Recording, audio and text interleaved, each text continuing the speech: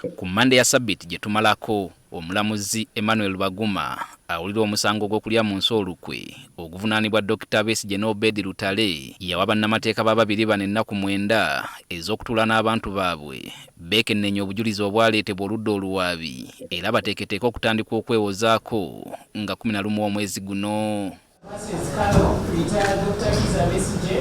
Olw'obungi bw'obujulizi bwe balina okwekennenya, omulamuzi yasuubiza nti kkooti yakutegeeza ab'ekkomera ly'e Luzira bakkirize Besigye ne Lutale okusisinkana bannamateeka baabwe akadde konna awatali kusosola wiikendi wadde ennaku enkulu. Mu kkomera e Luzira bannamateeka era bali bakukkirizibwa okuyingira n'ebintu okuli obujulizi gamba nga laptop, amasimu, flash, emizindaalo, empapula n'ebintu ebirala byonna bye beetaaga mu kwekennenya obujulizi. Ebyembi enfunda zonna bannamateeka ze bagezezzaako okugenda mu kkomera e Luzira ab'ebyokwerinda tebabakkiriza kuyingira na bintu bye balina okukozesa mu kwekennenya obujulizi. Nze kennyini nagenze e Luzira okulaba abavunaanibwa nga nina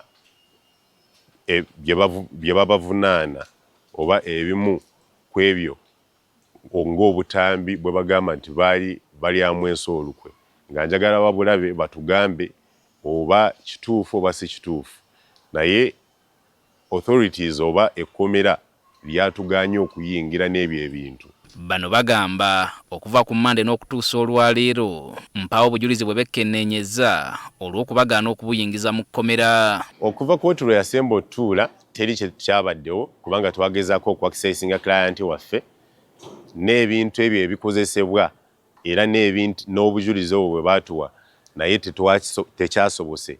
Nga bwe mulina okitegeera, mulimu empapula ze baatuwa ezisukka mu 100, mulimu obutambi obusukka mu ssaawa 20, era byonna ebyo birina okulabibwa client waffe nga tetunatandika omu-advising, era tulowooza ennaku ze baatuwadde entono.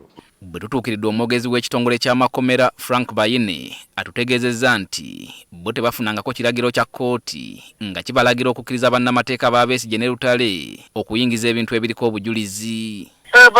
Bapulida ba Besigye tebagaaniddwa kumulaba okuggyako OCB yagaanye kuba nti bayingiza zi laptop ne flash nga tewaliwo court order, kubanga kkooti erina okulagira OC akkirize bapulida ba Besigye mu mbeera eno bannamateeka ba Besigye ne Lutale bawandiikidde kkooti ebbaluwa nga baagaleekako ekkomera ly'e Luzira libakkiriza okuyingiza obujulizi bwe balina okwekennenya n'abasibe. Mu bbaluwa eno bannamateeka baagala ekkomera ly'e Luzira libawa ekisenge ekyekusifu mwe bagenda okwogerera n'abasibe libakkiriza okubeera mu kkomera okuva ssaawa 2 ez'okumakya paka ssaawa 12 ez'olweggulo, kw'ossa okubakkiriza okuyingiza ebintu ng'amasimu, laptop, emizindaalo, projector n'akabaawo okusobola okuwandiikibwa wamu ne intaneti etabuukabuuka. Twetaaga akasenge k'oku interview nga ba client baffe ng'era abantu abakola mu prisons tebaliimu oba nga kasenge kagenda kubeeramu ba lawyer bokka ne client waffe, era twabasabye nti tujja kwetagayo ne projector kubanga tujja kubeera ba lawyer nga 15 okudda waggulu.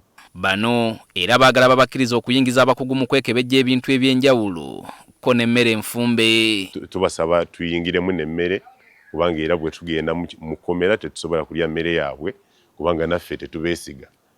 Kati bannamateeka bagamba bakukozesa olunaku olw'enkya basaba omulamuzi abongera obudde obulala kuba kkooti tesobola kugenda mu maaso ng'abasibe tebekkennenyeza bujulizi bwa ludda luwaabi. Kye twasemba okukkiriziganya tekyakolebwa, era tugenda saba enkya nga tuzze mu kkooti nti twetaaga obudde obw'okureviewinga eyo evidence kubanga omusango ng'ogwo tegusobola tandika nga client tanatunda ku evidence oba ebintu bye bamuvunaana, era n'atugamba ne tuplaninga ne tulaba engeri gye tugenda obidefendingamu.